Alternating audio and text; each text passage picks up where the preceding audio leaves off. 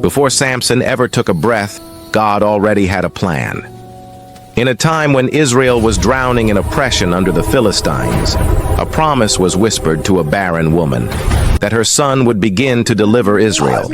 He would be different, set apart, a Nazirite from birth, never to drink wine, never to cut his hair, never to defile himself, because his life would be a living symbol of divine purpose. And isn't that where all greatness begins? Before the world ever sees your strength, God already knows your calling. Samson's story begins not with muscle, but with a mission, and that's a reminder for us. Our true strength doesn't start in the gym or the battlefield. It starts in the secret place where God speaks a purpose over our lives. Years later, Samson grew, strong, bold, unstoppable.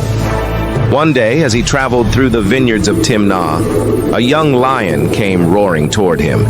And in that moment, something greater than natural strength came over him, the Spirit of God. With his bare hands, he tore the lion apart. It wasn't just an act of might, it was a lesson that the same God who empowers you to face lions on the outside will help you conquer the beasts within. Because sometimes the loudest roar isn't from the enemy, it's from fear, temptation, or doubt inside your own heart. And when God's Spirit fills you, you'll find strength you didn't even know you had. Later, Samson returned to that same road. Inside the carcass of the lion, bees had built a hive, and honey was flowing from what once tried to destroy him. He took the honey, tasted its sweetness, and shared it with others. That's how God works. He can turn your past battles into blessings. What once was your greatest struggle can become someone else's encouragement. There's sweetness in every scar when God redeems it. Never be ashamed of your battles. They might just feed someone else's faith. At a feast in Timnah, Samson posed a riddle to the Philistines.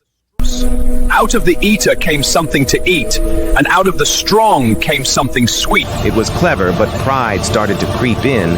Samson began to rely more on his own wit and strength than on the one who gave it. Sometimes the biggest battle isn't against others, it's against your own ego. When God blesses us with gifts, we must remember the giver, because power without humility always leads to downfall. When the Philistines solved his riddle through deceit, Samson burned with anger, literally. He caught 300 foxes, tied their tails with torches, and set fire to the Philistines' fields. He was powerful, yes, but now that power was mixed with rage. And that's a dangerous combination. Strength without discipline destroys.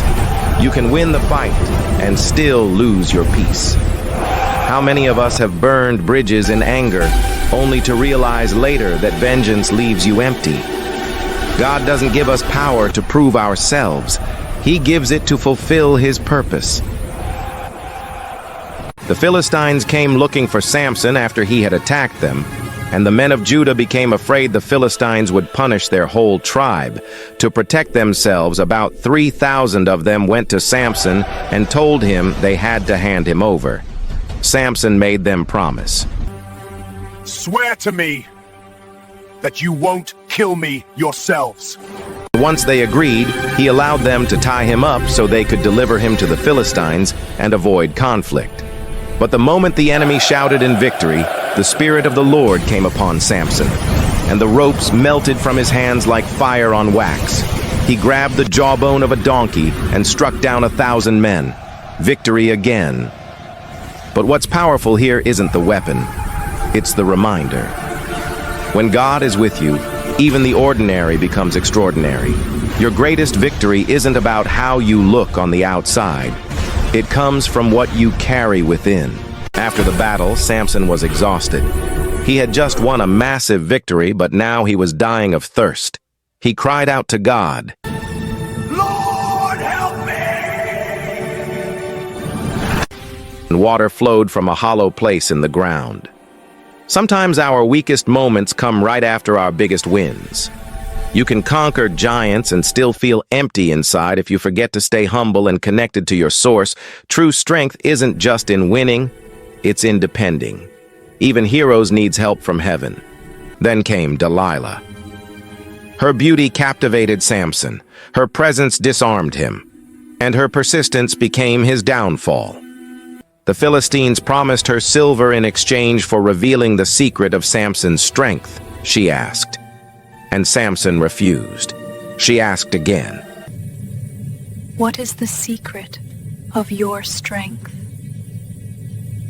And he resisted. She asked continually, pressing, pleading, questioning, until Samson grew weary. Be careful who you let close enough to weaken your resolve. Not everyone who comforts you is called to accompany you. Not everyone who holds your hand holds your heart with honor. Delilah didn't defeat Samson with chains, but with conversations. Sometimes the enemy doesn't attack your body. He attacks your focus. The fall doesn't happen when you hit the ground. It happens when you slowly let go of what God told you to protect. And eventually, Samson revealed the truth. My strength is in my long hair. While he slept, Delilah betrayed him. His hair was cut, his strength disappeared, and the Philistines captured him.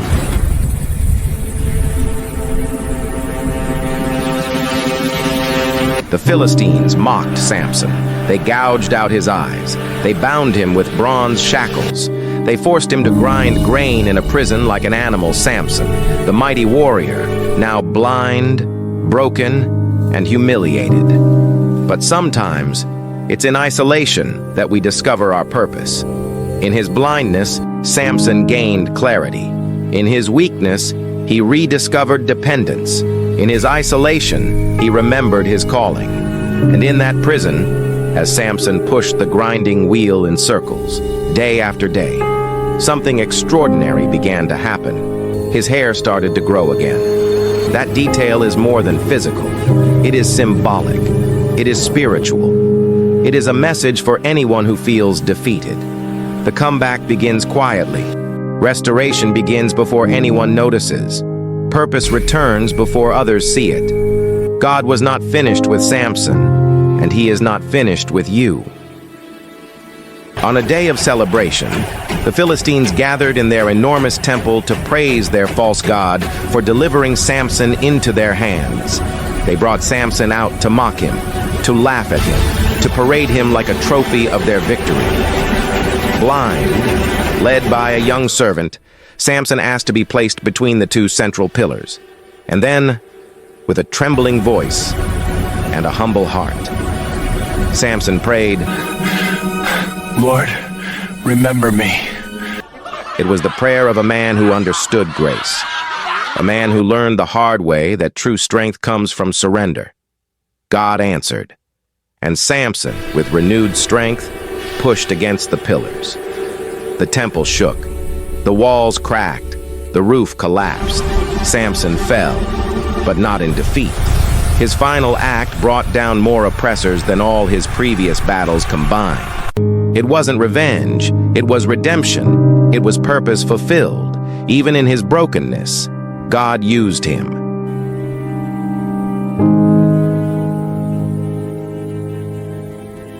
Samson's story isn't about muscles, it's about mercy. Lord, remember me. It's about how God can use broken people to accomplish beautiful purposes. Maybe you've lost your strength. Maybe your past looks like ruins.